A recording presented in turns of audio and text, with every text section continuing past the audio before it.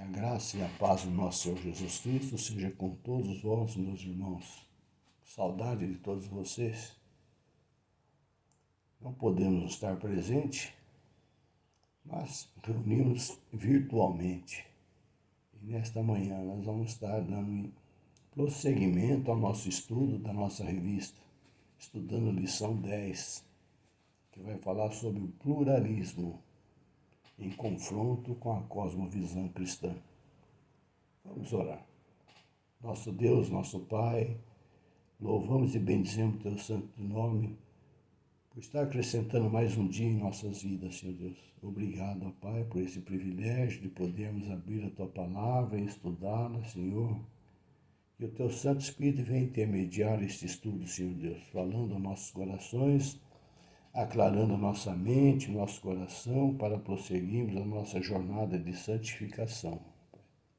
Obrigado por esta oportunidade.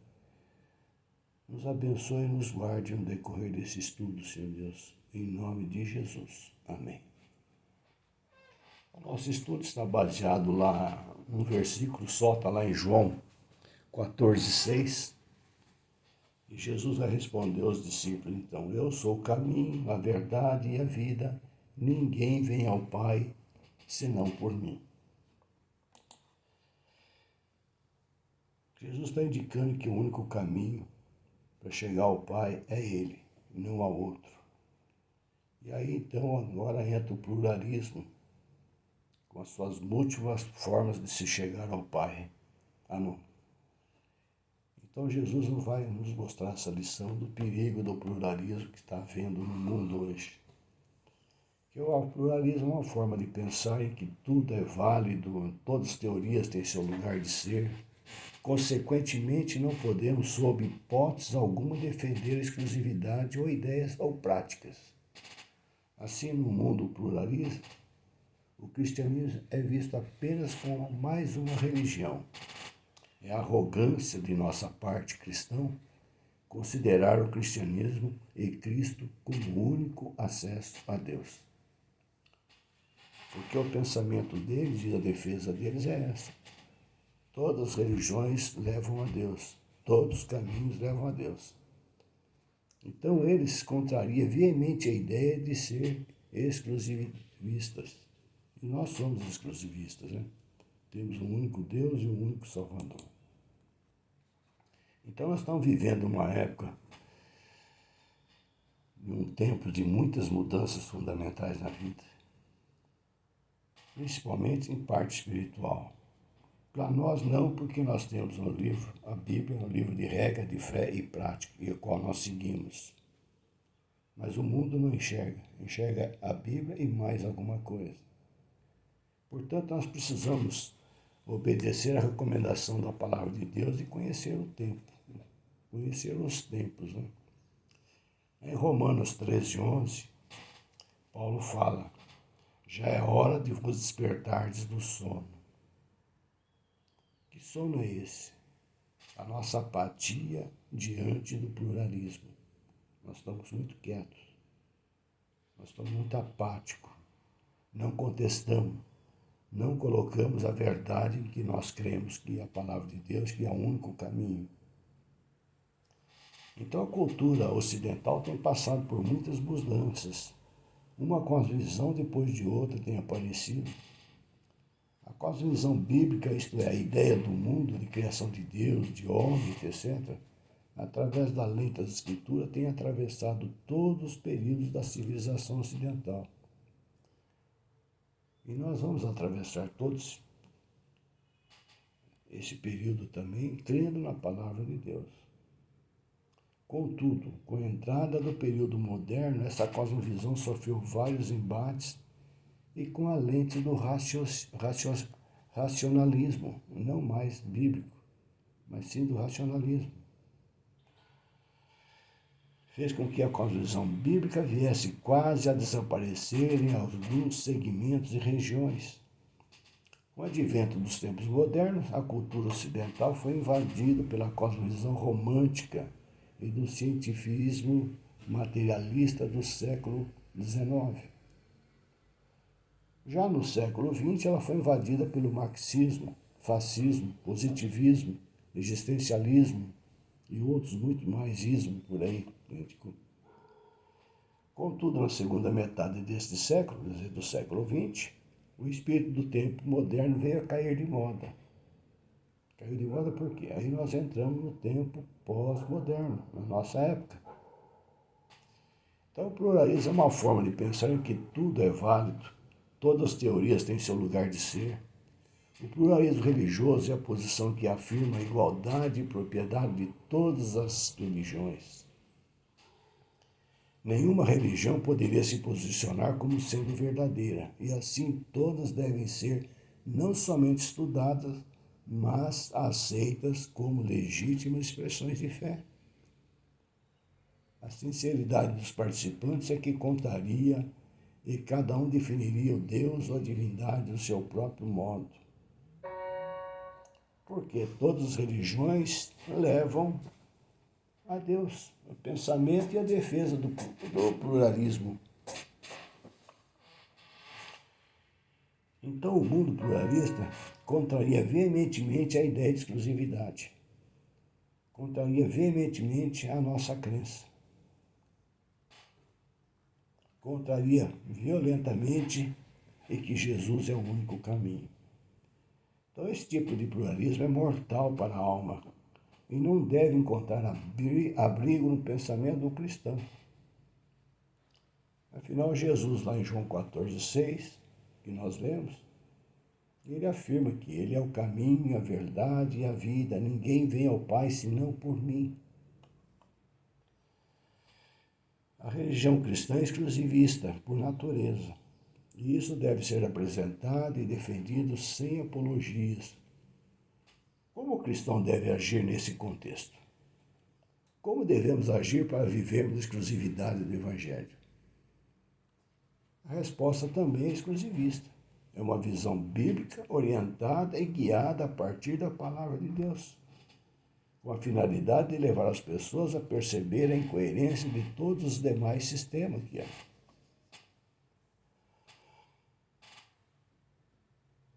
Existem muitas posições ainda mais pluralistas. Por exemplo, há um site chamado Centro para o Cristianismo Progressivo.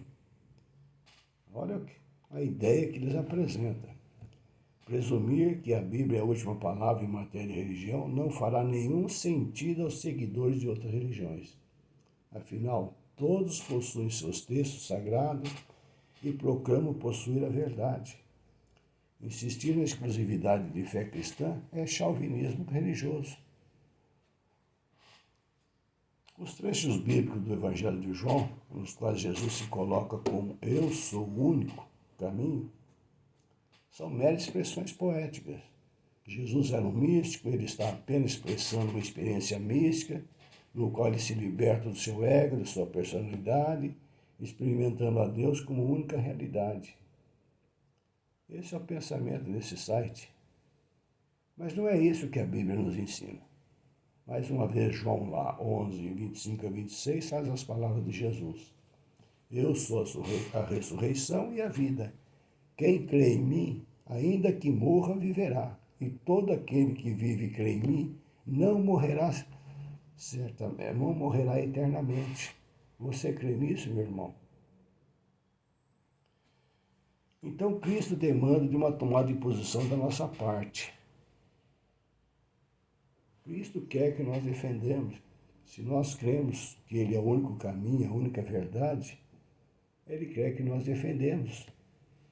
Porque quando um crente defende a verdade da Bíblia, a verdade de Deus, ele não está sendo intolerante, mas simplesmente honesto e fiel à verdade. E deve fazer isso com a melhor das intenções, desejando esclarecer e não enganar as pessoas. Vou até repetir esse pedaço. Quando o crente defende a verdade da Bíblia, a verdade de Deus, ele não está sendo intolerante, mas simplesmente honesto e fiel à verdade. E deve fazer isso com as melhores intenções, desejando esclarecer e não enganar as pessoas. Portanto, a cosmovisão cristã é a exclusividade. Cristo é o dono de tudo que existe. Ele participou da criação e sem ele nada foi feito. Está lá em João 11, 1, de 1 a 3.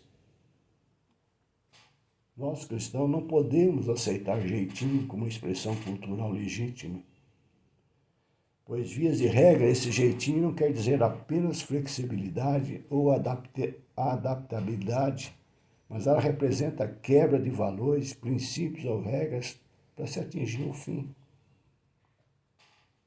O cristianismo pode, portanto, certamente coexistir com as outras culturas, mas sempre identificará os aspectos culturais que devem ser reprovados ou corrigidos de acordo com os absolutos de Deus.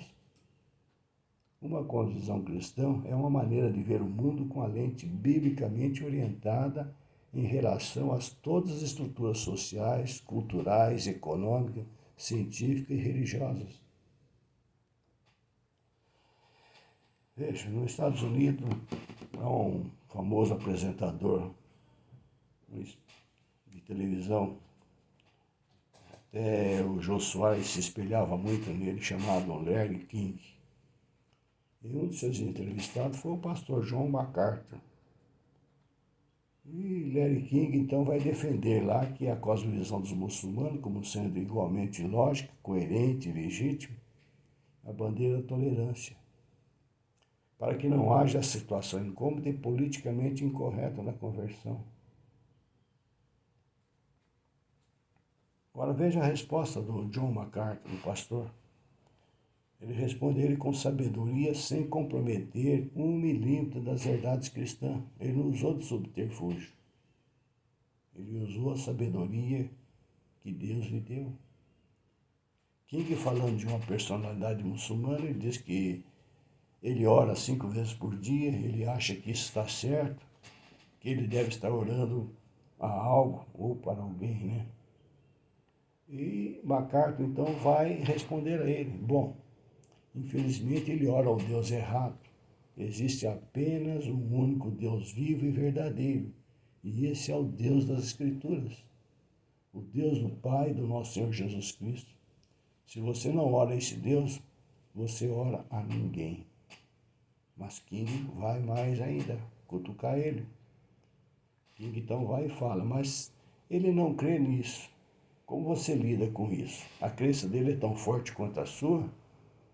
MacArthur responde: você pode crer que pode voar e pular de um prédio de 5 andares, mas isso não torna sua crença em realidade. Infelizmente, a religiosidade falsa é uma mentira fatal.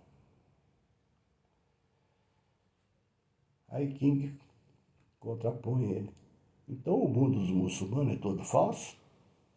MacArthur responde: bem, a teologia do islamismo é falsa. O Deus é um Deus errado. A visão que tem de Cristo é falsa.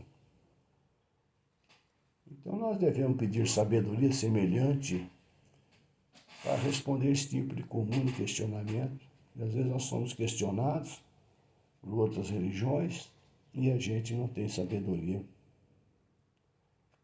para responder. Então essa deve ser a nossa postura como crentes redimidos no Senhor Jesus Cristo. Não podemos aceitar outro evangelho, o evangelho da facilidade, o evangelho do poder, o evangelho do atalho, muito comum hoje em dia. Jesus disse bem claro: eu sou o caminho. Era natural que todas as falas de Cristo, de que iria acontecer, sua morte, sofrimento e demais coisas, os discípulos se sentissem perdidos. Afinal, por um bom tempo, Jesus os guiava e ensinava como um mestre dedicado.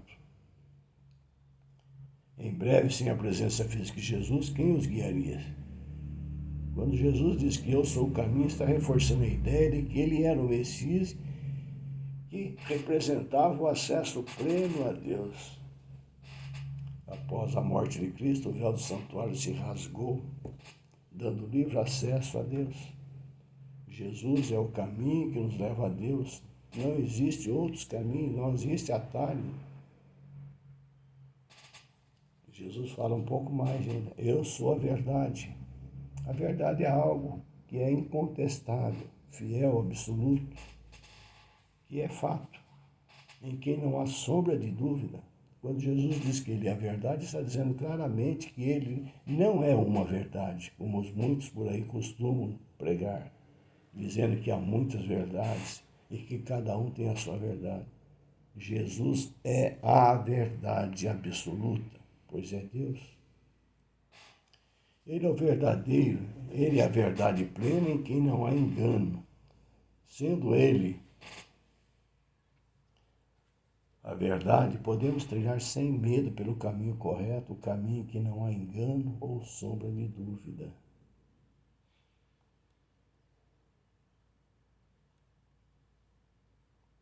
Mas Jesus fala um pouco mais: eu sou a vida. A vida é a bênção maior criada por Deus. Deus nos criou para a vida. Quando Jesus diz que ele é a vida, está deixando claro que ele é a fonte da vida. Ele mesmo iria mais tarde vencer a morte e ressuscitar cheio de vida. Jesus é vida plena. É ele quem nos deu a vida eterna com Deus, a vida eterna vivendo no caminho e na verdade. Somente através dele a vida é possível. Sem ele não há vida. Lá em João 15,5 ele diz: eu sou a videira, vós os ramos. Quem permanece em mim e eu nele, esse dá muito fruto, porque sem mim nada podeis fazer. Ninguém vem ao Pai se não for por mim. Por fim, Jesus finaliza sua resposta a Tomé, deixando claro que não há atalhos para se chegarmos a Deus. Ele é o caminho verdadeiro que nos leva ao Pai, que nos leva à vida plena e eterna. Não existe santos, não existe Maria, nem João, nem Pedro, nem Antônio, nem grandes homens, nem deuses, nem nada que os homens possam criar que possa levar alguém até Deus. Jesus tomou para si esse papel único e deixa isso muito claro. Ninguém vem ao Pai senão por mim. Ao analisar algumas crenças de alguns grupos religiosos, principalmente quando observamos que esses grupos afirmam sobre questões básicas de fé cristã, no que diz a respeito: quem é Deus, Jesus Cristo, Espírito Santo, o homem, a Bíblia, a igreja, a salvação e o pecado.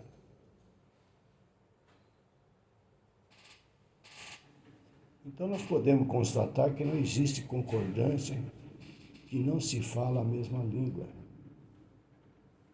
No nosso mundo ecumênico, o pluralismo religioso é visto por muitos como uma atitude louvável. E há uma corrente para isso.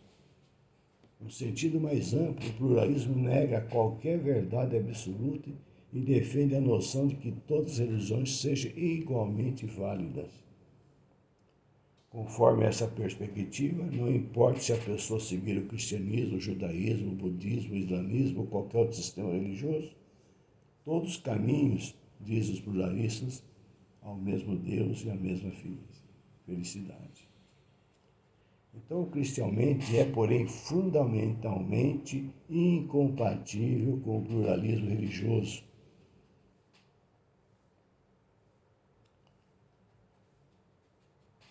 O pluralismo religioso é diferente de diversidade ou variedade religiosa. Diversidade e variedade é o fato que existe uma gama imensa de créditos que, até certo ponto, produzem benefícios aos indivíduos e à sociedade. Isso é um fato inegável, né? Ao falar de pluralismo religioso, designamos a filosofia que afirma que todas as religiões são iguais, boas, com os mesmos fins, e que na essência possui o mesmo sistema de crença, levando por consequência ao mesmo fim.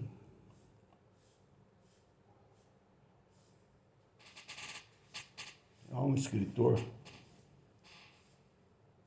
chamado David Clarke, que define o mundo das religiões como um verdadeiro supermercado onde superabundam produtos atraentes. Neste mercado, as pessoas têm consumido aqueles que lhe aprazem, sem se dar o trabalho de entender que não é possível que todos os créditos de A a Z possam levar ao mesmo fim. Respeitamos sim a variedade religiosa, bem como as liberdades religiosas. Respeitamos as crenças das pessoas, Mas respeito e concordância não significam a mesma coisa. E desta forma discordo totalmente da cosmovisão pluralista. Na contramão dessa filosofia está o exclusivismo religioso. O cristianismo é exclusivista. Por maior que seja o grito dos pluralistas, Jesus Cristo, o Filho de Deus, diz que é o caminho, a verdade e a vida. Nosso objetivo como os propagadores do Evangelho é levar ao mundo perdido o Salvador, Jesus Cristo. Pois a ideia de que todas as religiões levam a Deus contraria frontalmente com as Escrituras.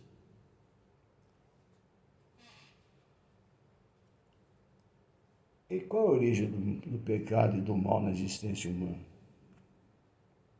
A revista nos fala lá de alguns exemplos aqui. Ela fala de Jean-Jacques Rousseau, tinha razão quando afirmou que o homem é bom e que é a sociedade que corrompe.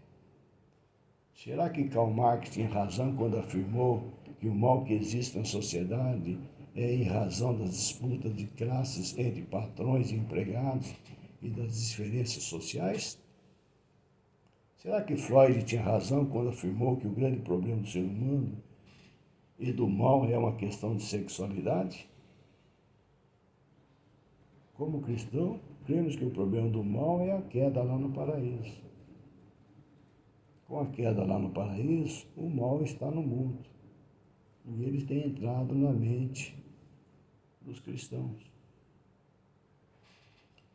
Paulo, lá na carta aos Romanos, escreve lá: portanto, assim como por um só homem entrou o pecado no mundo, e pelo pecado a morte, assim também a morte passou a todos os homens, porque todos pecaram.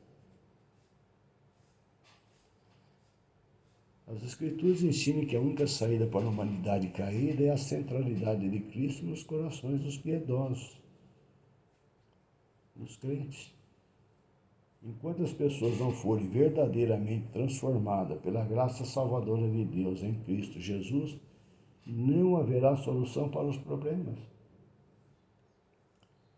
E Paulo nos dá um antídoto para isso. Lá em 1 Coríntios 15, 22, ele fala assim: porque assim como em Adão todos morreram, assim também todos serão vivificados em Cristo. Então nós temos que estar com Cristo. Cristo é o único caminho, a verdade e a vida. E para concluir nosso estudo desta manhã, eu vejo assim que o pluralismo traz ameaças à fé cristã, especialmente em algumas situações. Primeiro, quando o cristão absorve o pluralismo religioso e perde a identidade de sua fé, o cerne da sua mensagem, a razão da sua existência, falando a pluralistas religiosos como os de hoje, que querem introduzir doutrinas estranhas, é negar a ressurreição de Cristo. Paulo, lá em 1 Coríntios, fala, ele raciocina em cima das premissas deles, demonstra que são fundamentos falsos e diz que se ensinam que o que ensinam é verdade, somos mais infelizes de todos os homens. É vazia a nossa pregação, é vazia a nossa fé. Segundo, quando os pluralistas supostos tolerantes se mostram violentos, injustos, totalmente intolerantes para com a verdade, que incomoda e fere. Então nós devemos estar orando a Deus para que nos livre de ambas situações. No entanto, o próprio pluralismo pode oferecer oportunidades para a apresentação do Evangelho. Nós não podemos perder essa oportunidade de sermos fiel a Deus, sermos fiel à palavra de Deus e falar a verdade. Não usar de subterfúgio. A palavra de Deus é simples e clara. Em um mundo plural, com tantos caminhos falaciosos propostos, é imperativo que se programe de alto e bom som, que na verdade há uma só saída para o homem, a saber, o caminho da redenção em Cristo. Porque ele falou: eu sou a verdade e o caminho. Eu sou o caminho e a verdade e a vida, não há outro caminho. Essa é a verdade de Cristo. Essa é a verdade que temos que proclamar. Não aceitamos mais alguém falando perto de nós, buzinando no nosso ouvido e a gente ficarmos quietos. Temos que ter ação. Temos que colocar aquilo que está em nosso coração, a nossa fé. Se nós cremos que Cristo é o único caminho e a verdade, como ele afirmou, nós temos que fazer isso. Que Deus abençoe vocês, meus irmãos, que nos encontremos o mais breve possível. Receba um abraço virtual, em nome de Jesus.